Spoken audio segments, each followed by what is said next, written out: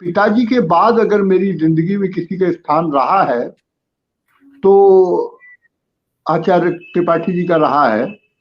और सच बात यह है कि अपने पिताजी के जाने के बाद मुझको लग रहा है कि मेरे ऊपर से जो एक मार्गदर्शक और बौद्धिक छाया थी अंतिम, वो भी खत्म हो गई है।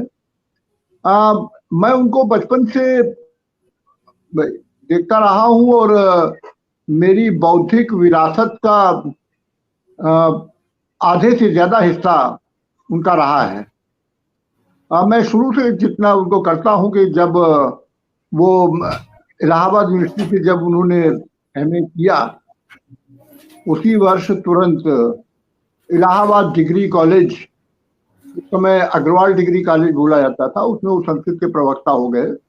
और वाराणसी जुलाई 1970 में वाराणसी में जाने तक वो वहां पर रहे। इलाहाबाद में उनकी कई तरह की गतिविधियां थी और उस समय मैं बचपन और किशोरावस्था से गुजर रहा था, तो मैं ज्यादा उसके बारे में नहीं कह सकता। लेकिन जो प्रत्यक्ष देखा है वो मैंने ये है कि पहली बात तो इलाहाबाद के रंग कर्म में बड़े सक्रिय व्यक्तित्व थे वे। और अभिज्ञान शाकुंतलम की उन्होंने 3 प्रस्तुतियां की थी, तो और उसमें हम मेरे परिवार के लोग भी शामिल थे। और उसके बाद उन्होंने सत्य हरिश्चंद्र नाटक की भी 2 प्रस्तुतियां की थी और बाकी नाटकों में उनका बराबर सहयोग रहता था। बाकी उन दिनों इलाहाबाद में नाटकीय गतिविधियां बहुत हुआ करती थी, तो वो था। और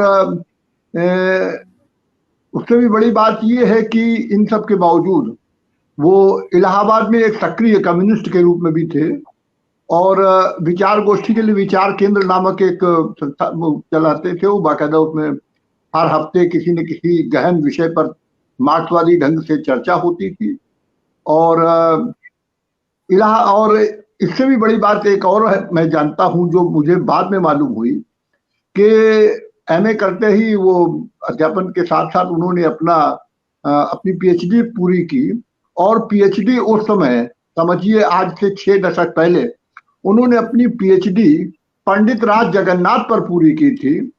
पंडित राज जगन्नाथ संस्कृत में प्रगतिशील धारा के बहुत बड़े माने जाते हैं और वे और शाहजहां के दरबार में वो दारा शिकोह के गुरु थे। और दारा शिकोह ने जो उपनिषदों का अनुवाद किया था उसमें उन्होंने काफी उसकी मदद की थी।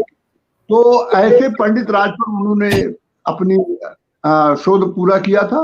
और फिर 1970 में जब वो वाराणसी चले गए थे तो हम लोगों का संपर्क कभी कभार का होता था, लेकिन जब भी वे आते थे तो घंटे 2 घंटे की खूब बड़ी बड़ी गोष्ठियां लगा करती थी। और मार्क्सवाद की समझ जो मेरे पिताजी ने मेरे अंदर जो पैदा की थी, उसको सैद्धांतिक आधार मुझे त्रिपाठी जी से मिला। काफी बहुत लंबी लंबी बातें करते थे।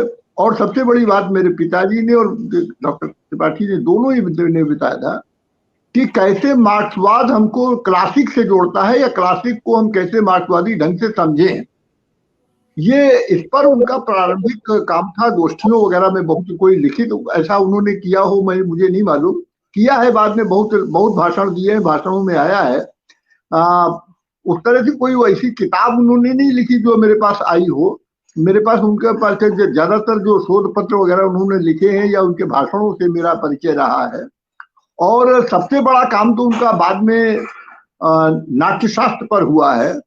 जब काशी में रहते हुए वो सन 81 में उज्जैन की कालिदास एकेडमी के निदेशक हुए, वहां पर उन्होंने बहुत जबरदस्त काम किया कि जो भारत भर की जितनी भी नाट्य शैलियां थी वो सबको साल में एक बार कालिदास समारोह जो नवंबर में होता है प्रायः, वो दीपावली के बाद जो देवोत्थान एकादशी होती है उसमें कालिदास की जयंती मनाई जाती है।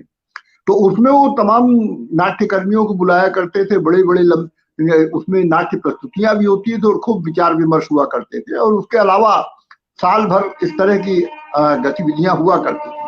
तो उस पर और फिर अंत में अभी अपने जीवन के अंतिम वर्षों में उन्होंने भरत के नाट्य शास्त्र का पूरा जो संपादन किया है वो उसको उनका मॉन्यूमेंटल वर्क और अचीवमेंट कहा जा सकता है। बाकी तो सच बात ये है कि भारत की पूरी पाश्चात्य और पौर्वात्य जो चिंतन परंपरा है उसके वो प्रतिनिधि कहे जा सकते हैं, क्योंकि नामवर सिंह के बाद कोई ऐसा व्यक्ति मुझको नहीं दिखता था जो दोनों चिंतन परंपराओं पर बराबर की पकड़ रखे। और प्रोफेसर त्रिपाठी बाद में काशी में जाने पर वो सक्रिय मार्क्सवादी नहीं रह गए थे, लेकिन उनके मार्क्सवाद की समझ उनकी बराबर बनी रही और क्लासिकी को हमेशा मार्क्सवादी दृष्टि से ही समझने के वे हामी रहे हैं। और ये भी बात है कि अंतिम समय तक, मेरी अंतिम वार्ता से जब उनसे हुई थी, तब तक वो अमेरिकन साम्राज्यवाद के खतरे को देख रहे थे और उसके बहुत प्रबल विरोधी थे। और हम सब लोगों को प्रेरित करते थे, बताते रहते थे कि भाई सबसे खतरनाक जो इस समय प्रवृत्ति है वो अमेरिकन साम्राज्यवाद की है। और व्यक्तिगत बातचीत में वो भी कहते थे कि कैसे अमेरिकी परंपरा कैसे ब्रिटिश परंपरा से अलग है। ब्रिटिश परंपरा साम्राज्यवादी होते हुए, पूंजीवादी होते हुए भी उसके कुछ अपने मूल्य थे जो प्राचीन संस्कृति के कारण होते हैं, लेकिन अमेरिकी संस्कृति में वो बात नहीं थी। और इस बात को वो बराबर मंच में भी, व्यक्तिगत बातचीत में भी, कम से कम मुझे तो व्यक्तिगत बातचीत में वो इस तरह से कहते थे।